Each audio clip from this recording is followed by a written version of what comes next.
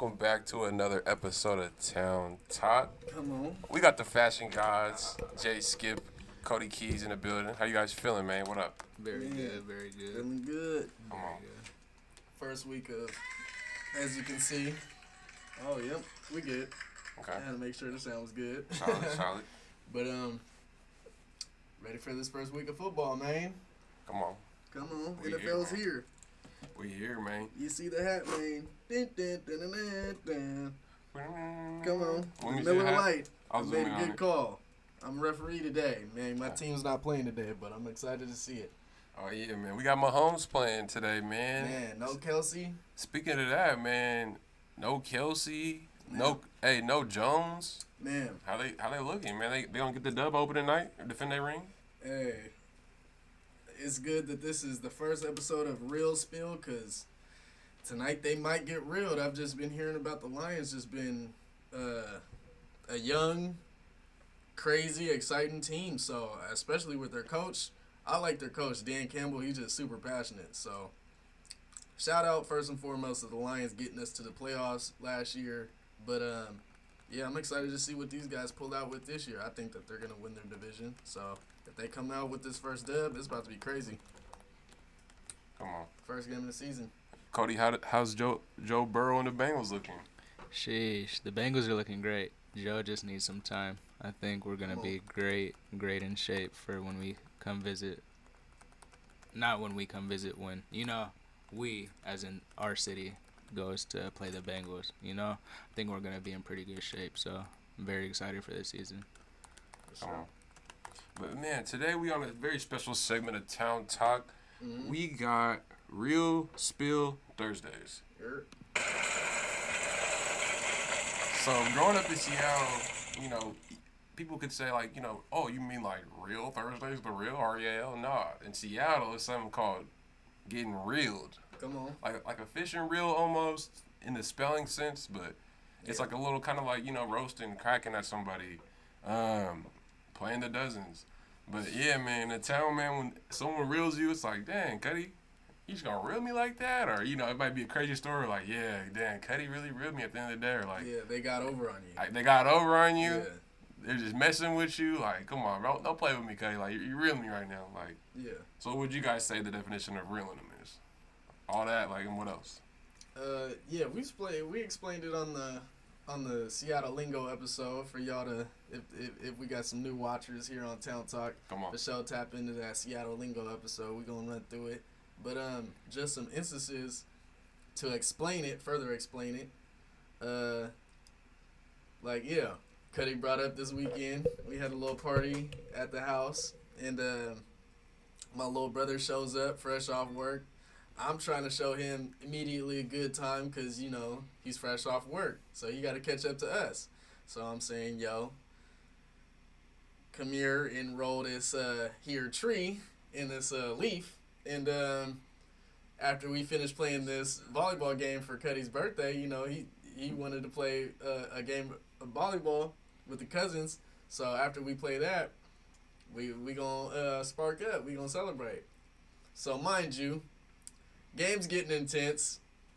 First of all, our little cousin Aaron, birthday boy, fresh 21, jumps into like my dad's little bunny fence that he has, and it's a good thing he just didn't land on the stakes, because that would have definitely stabbed him. Like, my dad has concrete stakes keeping in this fence. Yeah, it was. So that was a crazy fall. He's blessed for that. Like that was 21 luck Yeah. for sure. He for real dove into that fence, and it's a wire fence. So he dove into that wire fence. Trying to get the volleyball. Yeah, just trying to get the volleyball, and it wasn't a real game of volleyball, obviously. We're playing in the backyard. There's a tree shielding it, so, like, most of the hits got stuck in the tree if we didn't immediately get it direct across the net, like, type thing. So it's not your ideal volleyball location, but Cuddy's out there risking his body for it, and he lands on the fence. Everybody's all laughing and everything. I just so happened, heat of the moment, glance over to my little brother, waiting for the celebratory,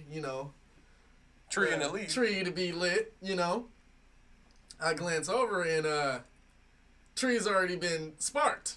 And the tree has already been Lit a lot. lit more than a lot. Burnt down to almost a crisp. and when I go over to see what's up, he's like, "Oh, man, it wasn't even that big anyways. I just didn't even get that much. Man, I barely been smoking it.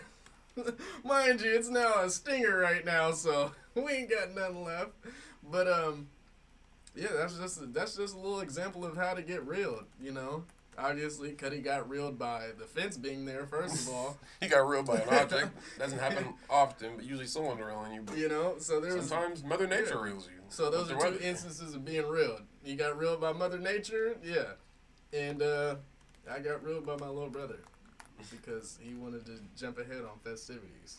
But you can't blame him for that because it's literally who he is. So you gotta take it in stride. Can you guys recall a time where you reeled each other, Kody, Anthony, back in the day? What happened? Any crazy stories? Like, okay, you gonna just do me like that? I'd say, cause we all live and learn and grow as friends. So. Just being reeled of these guys going to some parties or going. So when him and Lou went to the Seahawks training camp, that's forever what I will hold against these guys because What? Why these guys went to the training camp and I didn't is grimy. I don't recall. They even have photos. You can search on Facebook for these. But they have photos with the Seagulls at the Seahawks training camp. And it's greasy because I wanted to go to Seahawks training camp. I've always wanted to go to Seahawks training camp. But, hey, you know, they just wait for you to be out of town one weekend. That's all I'm going to say. Definitely on caliber like that.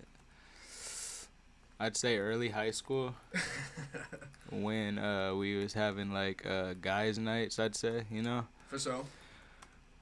One morning, for some reason, I'm not gonna say Skip, but one of the guys decided to get their phone out and like just record everyone and just, you know, make that viral. Meaning, it wasn't too viral per se. It was just uploaded to the media. We were supposed to be like on some chill vibes, you know? It definitely didn't look like chill vibes from that video. All I'm gonna say, you know? Wow. That definitely changed the event for a couple things in my day to day around that time. What were the vibes like? What do you mean by that? Like, I mean, I don't want you to just say it. Are you talking about like, when Lou filmed everybody? Like, yes. Oh yeah. We had like a guys' night, and then Lou a clown. This guy Lou ends up pretty much like just ends up pranking us at some point. Like we was growing up doing prank wars and shit, but bro took it to the next level and actually like made it a movie and then posted it. It wasn't about the movie. It was just like the co-stars in the movie, if you catch the drift, you know? So it's like, I got reeled by my own blood, pretty much, you know? I count these guys closer than blood, and it's like, fuck. Shoot, I'm sorry. No, definitely got reeled. Yeah, bro. Lou definitely had some moments where he reeled people just by being a clown. Just by being his everyday clown. And especially with the filming people. Like, there was one night, again, this is at, I think it's for like either D's birthday, but this is at Showtime's house, and our bro Anthony Summers is there, our bro Rob Cal's there, and everybody falls asleep, and our bro Ep.1, R.I.P., bro was wearing a snapback, you know, paying homage to us. Live, yeah. But he was wearing it a little bit too tight. So when bro took it off, he had a helmet hair. He had a ring, and even an imprint from the buttons. So Lou flicked him up, and then Rob, honey dripping late at night, fell asleep with his phone, and he had one of those big Galaxy phones. So it was like a tablet on his face, and Lou said Bluetooth. And this is back in the day when 2 Chainz was blowing up, like first blowing up. This is with the True Religion like tape. This is when that came out before his album came out. So when Lou did all that, that was just like at the height of comedy. Like, you know, I wish we had the platform that these kids have today, because just off of that, Lou would have blew up. Like Lou just did some.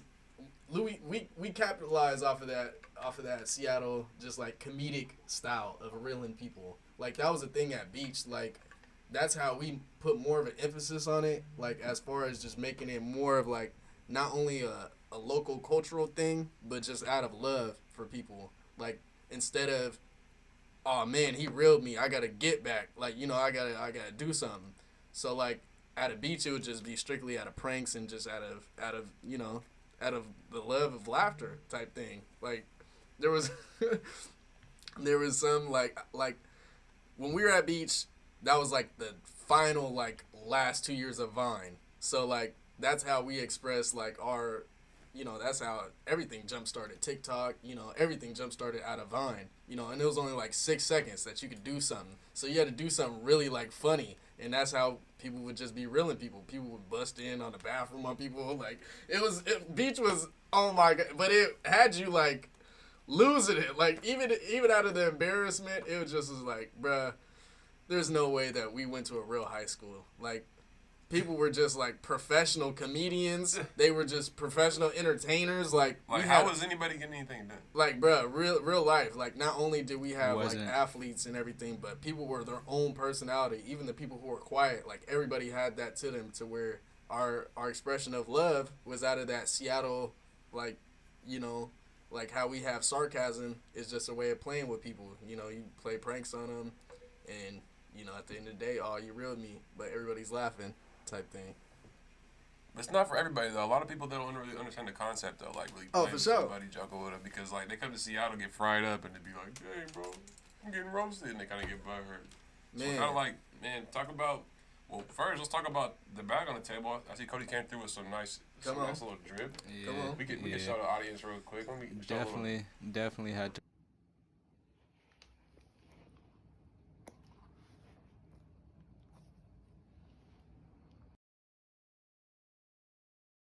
But one of my favorite brands from Los Angeles, the creator of the brand's name's Blasi, but of course you could see Nothing Personal.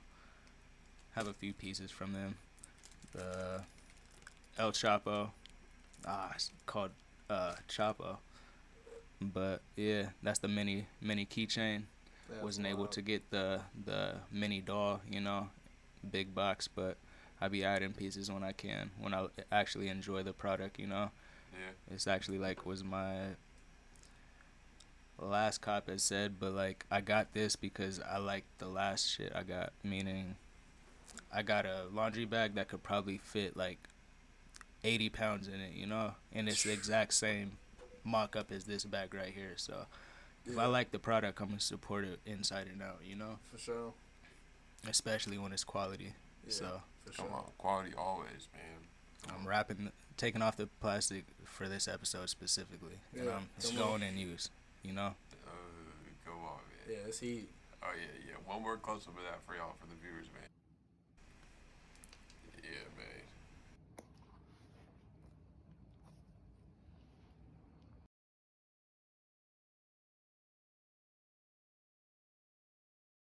Up on the 15th in a couple weeks, you know.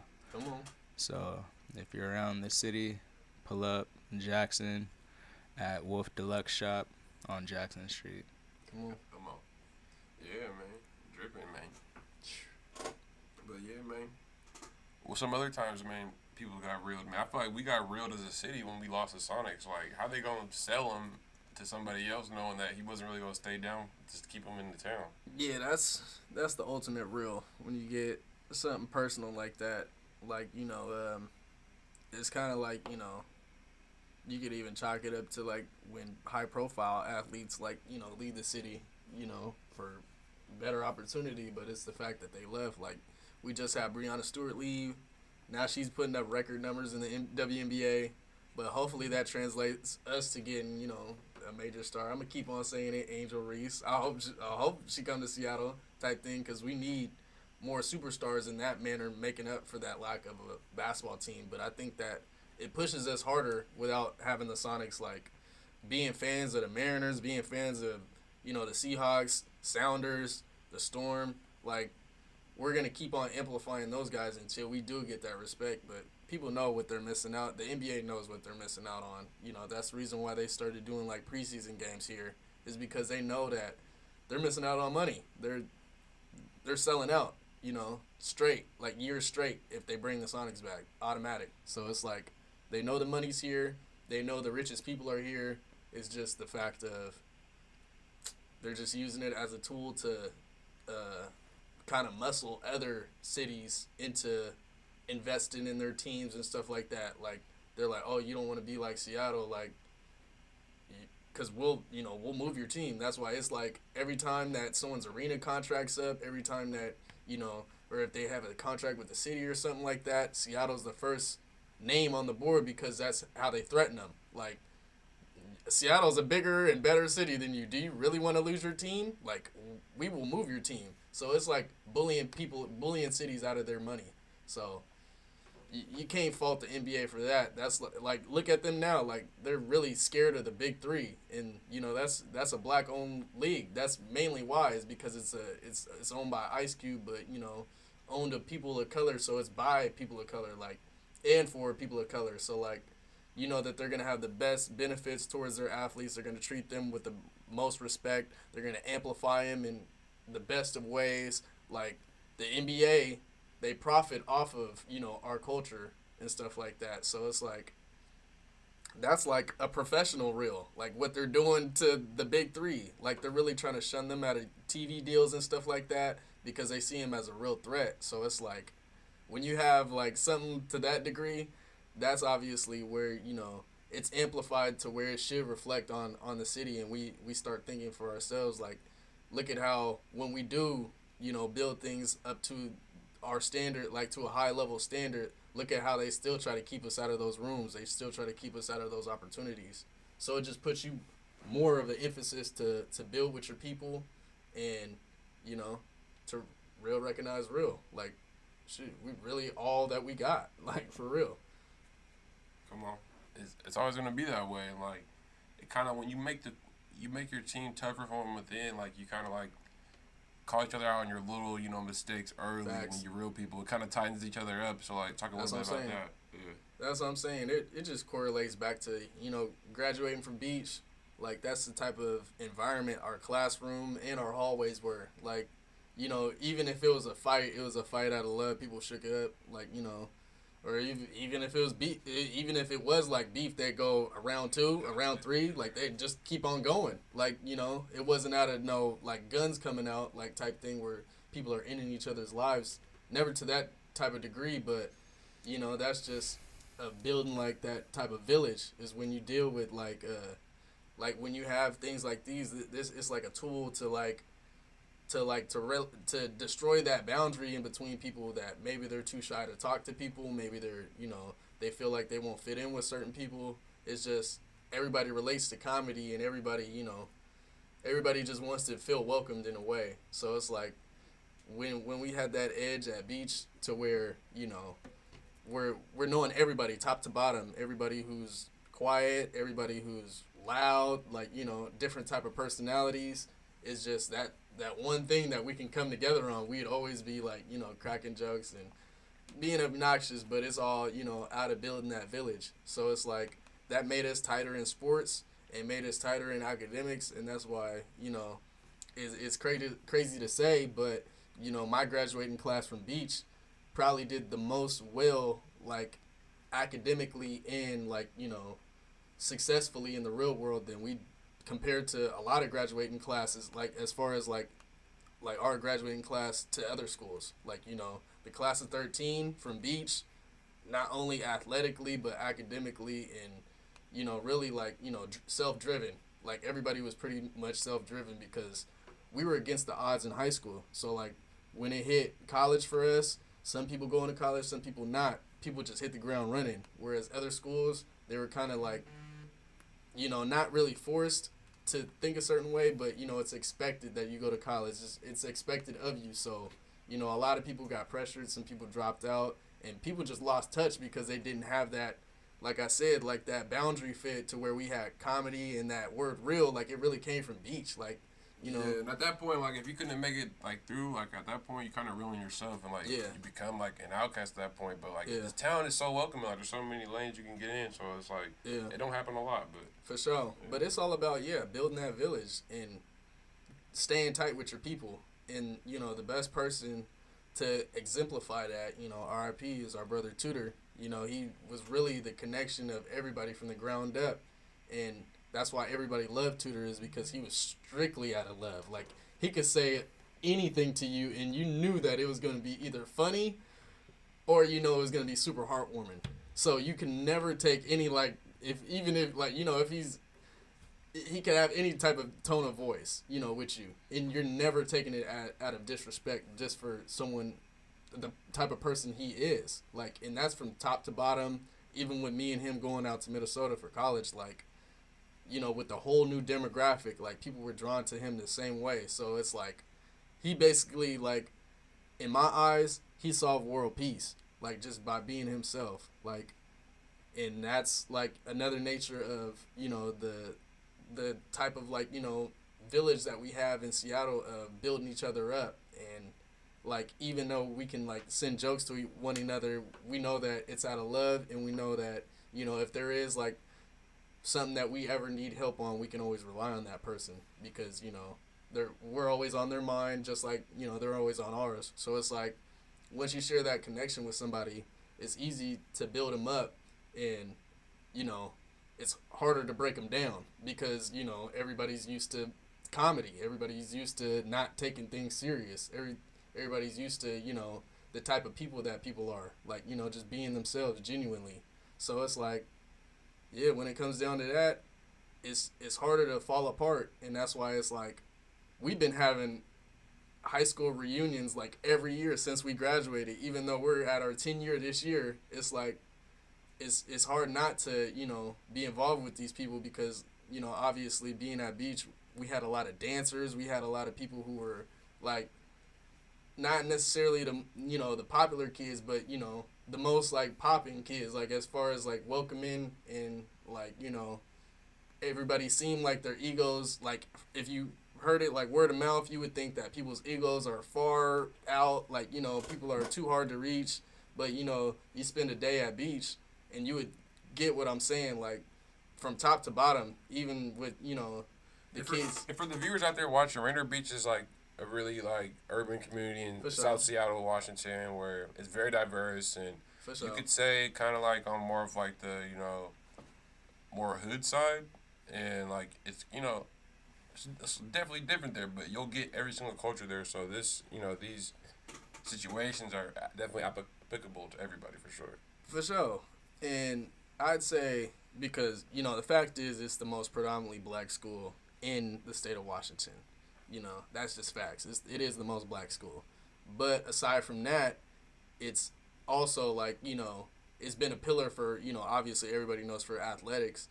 But academics-wise, like, I think the most, like, grassrooted people in the community, they genuinely graduated from Beach. Because everybody else, like that's what I'm saying, like, Beach as a school, as a whole, from top to bottom, it was more rooted. And, you know, it was surprising to me, you know, growing up at Madrona, and, you know, you always wanted to stay in the CD because, you know, that's where I grew up. So it was like I always wanted to go to Garfield with Lou, and then they sent me to Franklin.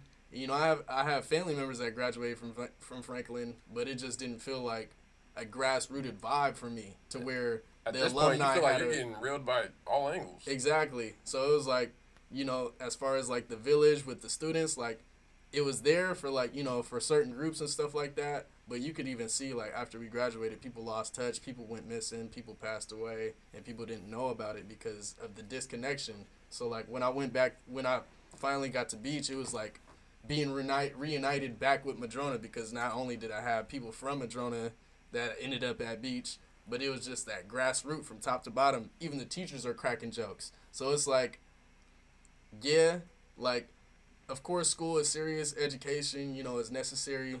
But, why can't we cater to these kids and why can't we, be cultural too? So it's like people were able to be themselves, and that's why I think that, we ended up being as successful as we are, individually. And making a bad situation work for us. Yeah, exactly. Because, like I said, like, odds were already against us, like, in high school where people were, like, we had to protest. We did a whole walkout, like, to make improvements to the school because we hadn't even been, like, since we were built in 1960, we hadn't had any renovations.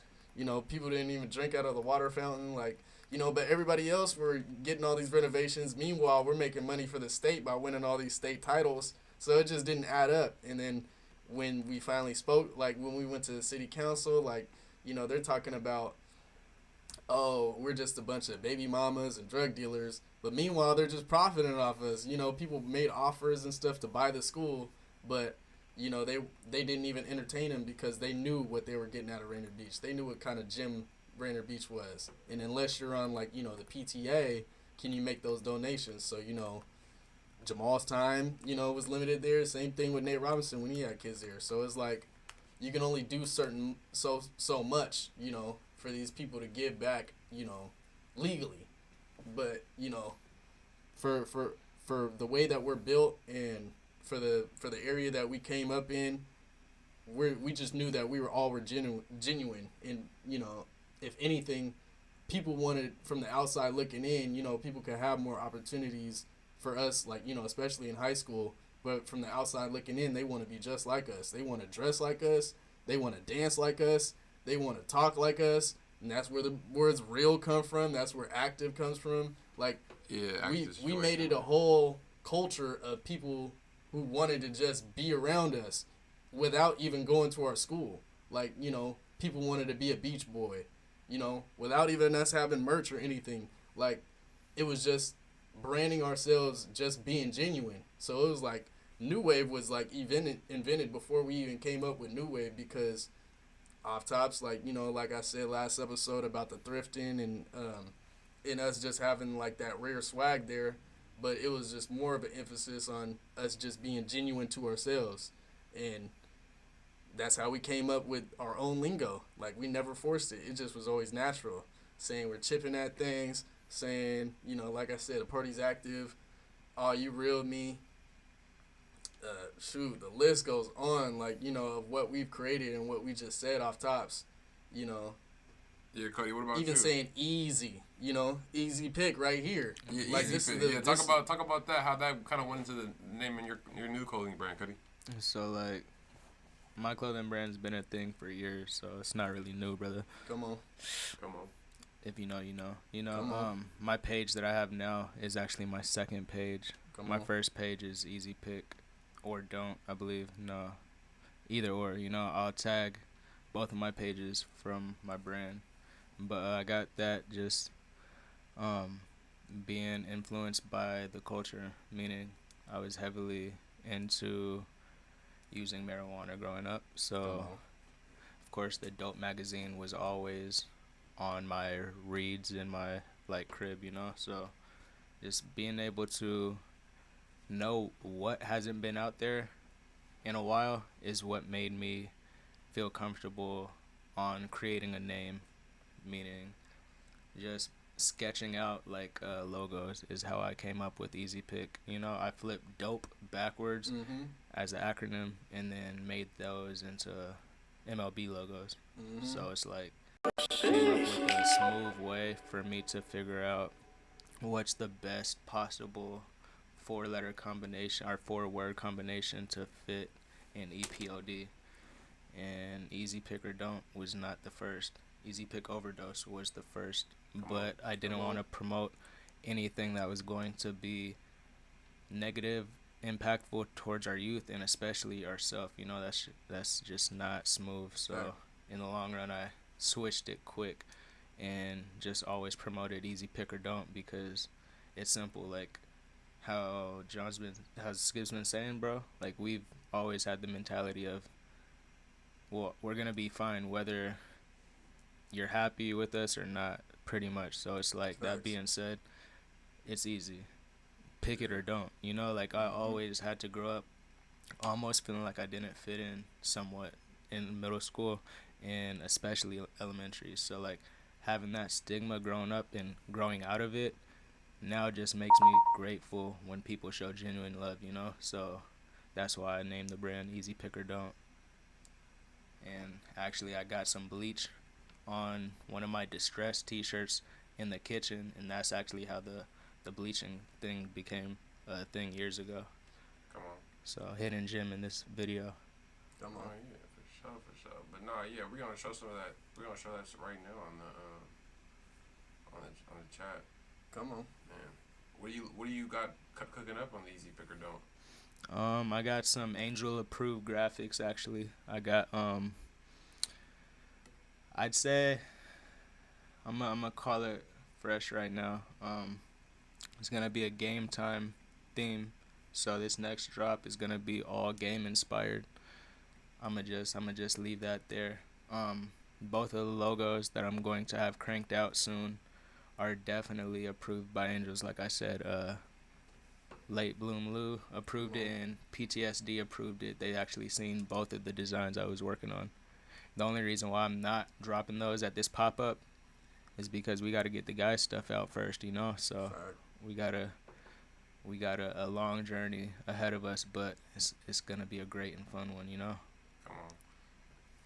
Right here, the Dream Team tee we got showing really nice piece here. You had it modeling on your son. That was super dope, man. Like you already, it's really brought the drip up. Like you got Tyler's out here dripping, man. Come on. Legit, bro. Really dripping out here, man. That's real fly stuff, man. Cuddy, come on. Bro, junior year, Skip's been speaking about like the bond that's created from getting reeled and reeling others in a genuine way is crazy, you know, because it's a real thing, especially in our community. So Facts. Growing up, I received all that treatment from my older brother before I even got to beach. So when I did get to beach, it wasn't a rude awakening at all. Like I thought, like it was a warm welcome. Facts. And as soon as Skip got there, my second year of beach, things felt like home, honestly. Like if I didn't bring the bros home with me, I was at their crib, you know? And if we wasn't at their crib, we was out having fun, literally, you know, reeling each other. Yeah, joking around, getting each other's head tops. But, you know, iron sharpening iron over time and making each other, you know, more fly and more just on point individuals, for real. Like the world really can't phase you. Like, you're going to keep being positive no matter what type, you know. I got reeled in the yearbook a couple times. So junior year, they gave me best dressed. Senior year, they gave me best eyes. Bro, my eyes are brown. My eyes are shitty boys brown, bro. Hey, they reeled me too senior year. They gave me best eyes. My eyes I'm confused. What do they mean? What do they really mean by that? Like, I'm confused. They gave me and Nadine best eyes. So I'm confused on how I got best dressed junior year. Yeah. And then they said, nah, you deserve something, but grimy. Forget it. Best eyes. You know, like, I got reeled, you know. So. Well, you know, I feel like brown eyes are really slept on, you know. You don't think they're really special? Man, damn near everybody got it. Like 80% of everybody. But, hey, I was proud to be, you know, on that wall of fame, man, you know, consecutively. But, yeah, the best way to get reeled is when, you know, your people do it in a good manner, in a surprising manner. Like, you're expecting less and they give you more. That's, you know, that's the opposite of getting real. You know, there's the obviously the basic real where, you know, you're expecting more, you get less.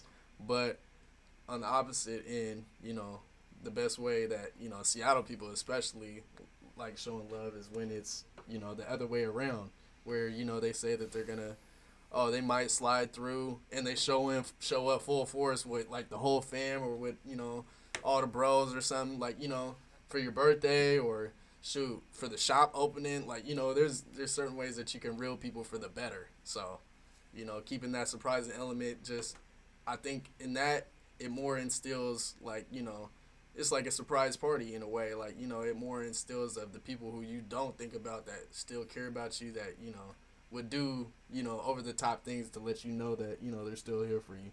So those type of instances, you know, you gotta love and appreciate for sure. Come on. But yeah, man. So try to reel the ones around you if you're trying to make them better. Yeah, for sure. But don't be too tough on them because they might not be able to handle it. They ain't really from the town, man. Yeah, so, you gotta let them know that if it's you all if you've been reeled like I have, like Skip's reeled me, you guys would probably be in tears. I'm gonna just say that. So I've next been reeled. episode, next episode. Next episode for sure, man. But yeah, we tapped in with a Seattle's finest. And yeah, man, we always gonna be real and stuff on this Town Talk, man. So this is the first segment of Real Spill Thursdays, where we talk about how we got reeled in the past, man, but made us for the better, and yeah, Man. tap in.